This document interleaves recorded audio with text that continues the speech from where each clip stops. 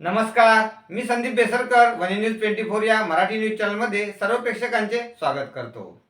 वनी तालुक्यातील अवैध रेती तस्करीचा मुद्दा ऐरणीवर आला असून होणारी रेती तस्करी थांबवण्यात यावी अशी मागणी सर्व स्तरातून होत असूनही अवैध रेती तस्करी थांबत नसल्याने महसूल प्रशासन व पोलीस प्रशासनाच्या कार्यप्रणालीवर प्रश्नचिन्ह निर्माण झाले आहे।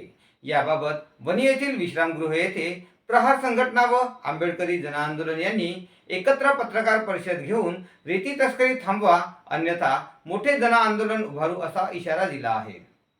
या पत्रकार परिषदेमध्ये बेलोरा घाटावरून होणाऱ्या रेती वाहतुकीवर प्रश्नचिन्ह उभे केले आहे। दिनांक 7 जानेवारीला वनी विधानसभा क्षेत्राचे आमदार संजय देरकर, महसूल विभागाचे कर्मचारी, शिवसेना उबाटा जिल्हा प्रमुख संजय निखाडे यांच्या उपस्थितीत आमदार संजय देरकर यांचे हस्ते रेती घाटाचे रीतसर फीत कापून उद्घाटन करण्यात आले आणि घरकुल धारकांना आता 600 रुपयात एक ब्रास रेती मिळेल असा गाजावाजा करण्यात आला। त्यामुळे घरकुल धारकांना मुबलक रेती पुरवठा होईल आणि रेतीची चोरटी वाहतूक थांबेल असे वाटत असताना यात हा बेलोरा घाटच अवैध असून येथून चोरटी रेती वाहतूक होत असल्याचा आरोप पत्रकार परिषदेत आंबेडकरी जनआंदोलनचे अनिल तेलंग आणि प्रहार पक्षाचे मुबीन शेख यांनी केल्याने आमदार संजय देरकर यांनी उद्घाटन केलेल्या बेलोरा रेती घाटावर प्रश्नचिन्ह निर्माण झाले आहे। बेलोरा रेती घाटावरून दररोज दिवसरात्र चोरटी वाहतूक होत असल्याचा आरोप आहे। जिल्हाधिकाऱ्यांनी दिलेल्या 2022च्या गाईडलाईननुसार कोणत्याही नदीपात्रात मशीनने खोदकाम करता येत नाही। रेतीची वाहतूक ही दिवसा सूर्योदय झाल्यावर सुरू करणे आणि सूर्य मावळला की रेती वाहतूक बंद करणे हा नियम असूनही रेती घाटातून रात्रंदिवस उपसा सुरू आहे। त्यामुळे हा घाट वैद्यकीय अवैध असा प्रश्न पत्रकार परिषदेतून करण्यात आला आहे आणि जर या घाटातून रात्रीला मशीनद्वारे रेती उपसा होत असेल तर आमदार संजय देरकर आणि वनीचे तहसीलदार निखिल धुळदळ हा बेलोरा घाट वैध आहे असे म्हणत असेल तर आम्हाला पुरावा द्यावा असेही ते म्हणाले। महसूल प्रशासन बेजबाबदार वागत असून रेतीविषयी तक्रार करणाऱ्यांची माहिती रेती तस्करांना देते, त्यामुळे या सर्व प्रकरणाची चौकशीची मागणी करण्यात आली आहे। यापुढे आम्ही स्वतः रेती घाटात उतरून आम्ही रेती चोरी पकडून देऊ असा इशारा यावेळी देण्यात आला। या सर्व प्रकरणात महसूल व पोलीस प्रशासनाला वनी शहर किंवा परिसरात होणारी चोरटी रेती वाहतूक थांबवायची आहे की नाही हाही एक प्रश्नच आहे, कारण बेलोरा रेती घाट हा वनीपासून जवळपास 25 किलोमीटर अंतरावर आहे। बेलोरा रेती घाटावरून येण्याकरिता काही वेळ लागत असताना शहरात येणाऱ्या रेती वाहन धारकांना 24 तासाचा ऑनलाईन परवाना का देण्यात येतो हा एक प्रश्न निर्माण झाला असून यातच काहीतरी गोडबंगाल दिसून येत आहे। वनीच्या महसूल विभागाला खरंच रेतीची चोरटी वाहतूक थांबवायची असेल तर त्या वाहनांचा परवाना आणि वाहनांचा GPS तपासणे गरजेचे आहे, म्हणजे वाहन घाटातून कितीदा आणि कुठे गेले याचा तपास लागेल।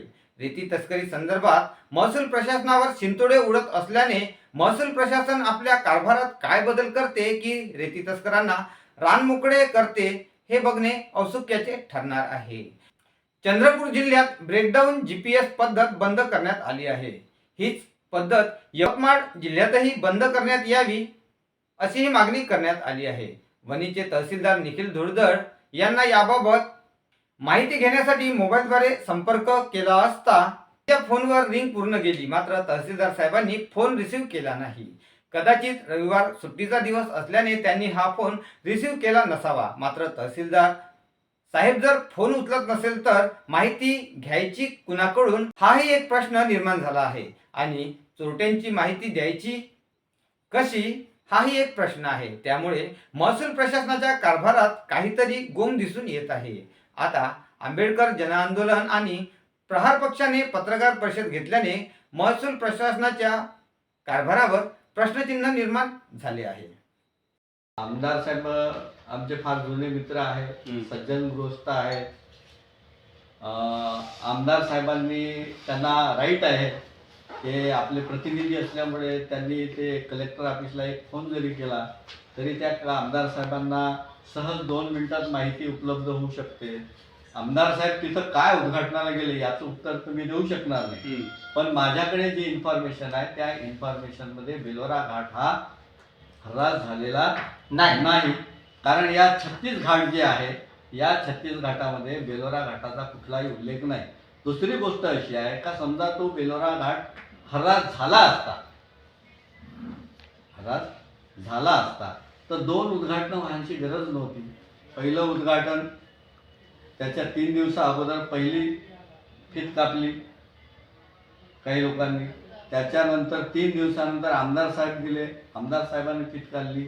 आता तुमच्या मनात तर मग दोन्ही उद्घाटन झालं, तुमच्या मनात भीतीच नाही राहिला पाहिजे ना. घरकुल धारकांना रेती उपलब्ध करून द्यासाठी पहिला उद्घाटन, आता मला पाठपुरवठा तुम्ही आम्हाला करून द्या ना म्हणा, आमच्याकडे आहे पाठपुरवठा. आता मला सांगा की समजा तर घरकुल धारकां तहसीलदार साहेबांचं म्हणणं आहे की बा घरकुल धारकांची गैरसोय होऊ नये यासाठी तिथून आम्ही रेती काढण्याचं. मग घरकुल धारक रात्री कोणता येतो बा? रात्री 12:30-1 वाजता तुमचा त्या बेलोरा घाटावर असा कोणता घरकुल धारक येतं की त्याला तुम्ही रेती देता? नाही का? 15 ते 16 ट्रॅक्टर जवळपास चालतं आणि जवळपास 6 आयवा ॲट ए टाइम उभे होतात तिथे. कालही चालू होता आहे की नाही? आता 6 आयवा तिथं उभे होतात. तर या आयवानं अशा कोणत्या घरकुल धारकाला नेऊन तुम्ही रात्री रेती टाकता? हरास झाला असेल तर, आणि हरास झाला असेल तर तुम्हाला रात्री रेती काढण्याची गरज नाही. कारण ज्या गाईडलाईन आहे 2022च्या ज्या गाईडलाईन कलेक्टरने दिलेल्या आहे त्याच्या स्पष्ट निर्देश दिलेले आहे की कुठल्याही मशीननी रेती घाट खोदता येत नाही. दुसरी गोष्ट, रेती ट्रान्सपोर्टेशन जे आहे हे विदिन डे करायचं, सूर्यास्त झाल्यानंतर त्याचं ट्रान्सपोर्टेशन करता येत नाही. आता बेलोरा घाटाचं ट्रान्सपोर्टेशन तुम्हालाही माहीत आहे, रात्री 8:30-9च्या नंतर ट्रान्सपोर्टेशन चालू आहे की नाही? छोटे साहेब आहे ना? रात्री 12-12:30-1 म्हणजे पहाटेच्या 4 वाजेपर्यंत 4:30 वाजेपर्यंत ट्रान्सपोर्टेशन होत असं. आणि ज्याला समजा आमदारांचा अभय आहे असं समजा वाटत असेल किंवा आमदार साहेब समजा तो रेती घाट लिलाव झाला असं म्हणत असं, आणि स्वतः धुळधर साहेब आहे, धुळधर साहेबांना जो रेती घाट लिलाव होत असतो त्याचं ऑक्शन लेटर येतं आणि सोबत रॉयल्टी स्लिप येतात. पण धुळधर साहेबांना उद्घाटन झाल्यापासून तर आजपर्यंतच्या आम्ही समजा त्यांची बदनामी करतो असं वाटत तीन असेल. राईट दाखवते, 3 माझ्याकडे पाठपुरवठे आहे. काय समजा आम्ही त्यांचं वाईट चिंतितो असं वाटत असेल आणि ते प्रामाणिक आहे असं त्यांना वाटत असेल तर त्यांनी अनिल तेलंगला फीत कापली त्या दिवसापासून तर कमीत कमी राहायच्या दाखवा. ठीक आहे, याच्या अगोदर चोरी झाली आणि असेल. मलाही दाखवा प्रहार संघटनेला का तुम्ही संध्याकाळच्या वेळी गाड्या कशा चालवत आहे आणि आम्ही फोन केले तर दुर्लक्ष करताय, गाडी पाठवली, आमचं स्क्वॉट तयार आहे. हे कोणती गोष्ट झाली? स्क्वॉट कुठं जात नाही आणि कुठंच पाहत नाही आणि आमच्या जीवाला धोका निर्माण होऊ नये. आता जे या रेती तस्करांच्या विरोधात जी लोक आहेत, काम करणारे प्रहारचे असेल आम्ही असेल, तर या लोकांच्या जीविताच्या संदर्भानं प्रशासन बेजबाबदारपणे यासाठी वागतं. तुम्ही जेव्हा 18 आणि 20 तारखेला जेव्हा मी रेती घाटाची तक्रार केली, स्टॉकची तक्रार केली, त्यावेळेस महसूल प्रशासनाकडून रेती तस्करांना फोन गेले. तर माझी मागणी अशी आहे की सन्माननीय तहसीलदार, सन्माननीय पटवारी साहेब आणि RI हे आमची माहिती कंप्लेंट करणाऱ्यांची माहिती कोणी कंप्लेंट केली अविधित म्हणजे कारवाई व्हायचीच राहते आणि त्या रेती तस्कराकडे अनिल तेलांचं नाव पोहोचते की ज्या दिवशी आम्ही गाडी अडवली ते 5 जानेवारीला, तर त्याचा पंचनामा केव्हा होत आहे हे बघू शकता तुम्ही जाऊन.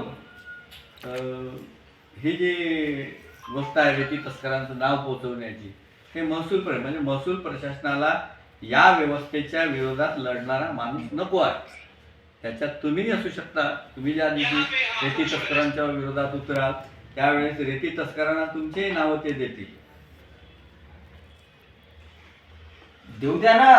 आमचं प्रहार आणि आंबेडकरी जन आंदोलन सोमवारपासून स्वतः रेती घाटात उतरू. आम्ही महसूल प्रशासनाला गाड्या पकडून देऊ. आम्हाला जशा दिसतील तशा गाड्या आम्ही पकडून देऊ. त्यांच्या महसूल प्रशासनाला हो उद्यापासूनच आणि महसूल प्रशासनानं कारवाई करण्याची हिंमत दाखवावी. त्यावेळेस आम्ही समजू का महसूल प्रशासन सामान्य जनतेच्या पाठीशी आहे, घरकुल धारकांची रेती खाऊ देत नाही आहे असं आम्ही समजू. गाडी अंडरलोड राहिली